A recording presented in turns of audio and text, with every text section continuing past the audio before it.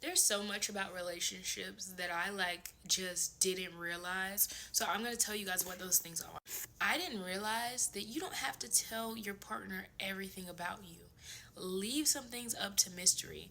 Everything in me wants to merge with another person, but that's just to distract me from the fact that I'm not actually merged with myself. And I am myself.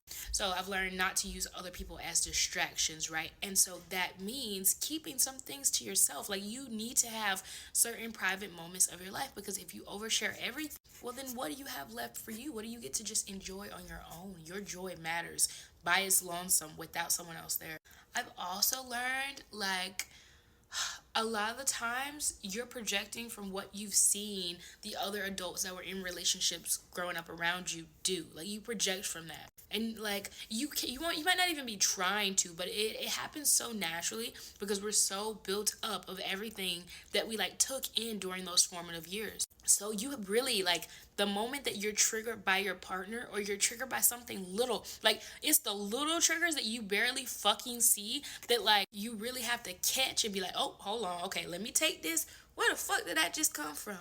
And then you gotta track it all the way back to whenever you first felt that same emotion when you were growing up, and how it related to all of the different relationships that you saw in your life before. So I'm randomly putting on hand sanitizer, but it feels so good.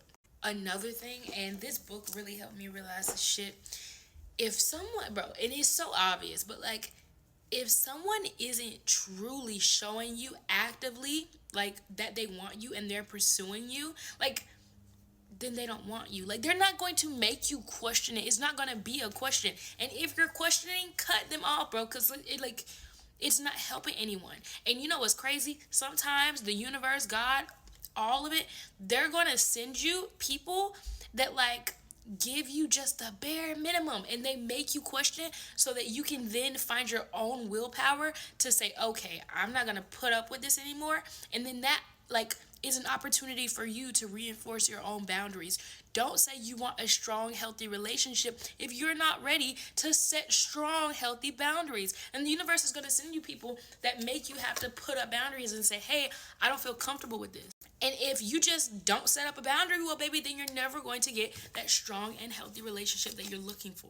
I really fucking love this book. Like, I keep talking about it, and I keep making videos about it because it, like, has helped me. Like, as someone who never grew up with like a good relationship around me, like, I saw maybe one really good relationship during my formative years around me, and like barely saw it. You know what I mean? So like, for me to not to know that I want a healthy relationship, but not actually be given the tools to know that I need to set healthy boundaries, that I am my own person, that if I don't match with someone, which, hold on, that's the next and final thing. If you don't match with someone, or you guys don't connect in the way that you want to romantically, you don't have to stay and wait for them to change. They are showing you who they are. That is them. Those little nudges and feelings that you get when you first meet somebody, that is them. That's your intuition, babe. Like, that's you. You know what I mean? Like, you know, like that, like, you're sensing who they really are. So the moment you can start trusting who people show you that they are, bro, like, then it'll get easier. Then you can say, okay, not for me, and move on. Because like, imagine if you talked to God and he was like, okay, you're gonna live your life, and after 34 rejections, then you're gonna find the love of your life. If you knew that, how fast would you reject those people? Pretend like that's happening right now, because you are not going to settle. You're not going to settle. Don't do it. Like, why would you settle? What's the fucking point? What do you get out of it? Because it's not happiness.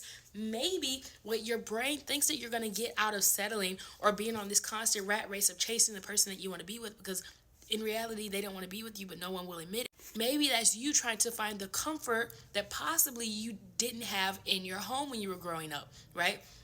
So if in your home you wanted to love a parent, or you wanted to love a sibling, and they wouldn't let you, and it was this constant chasing rat race, if that's what you find is home and comfort and love, then you're going to search for that in other people as well.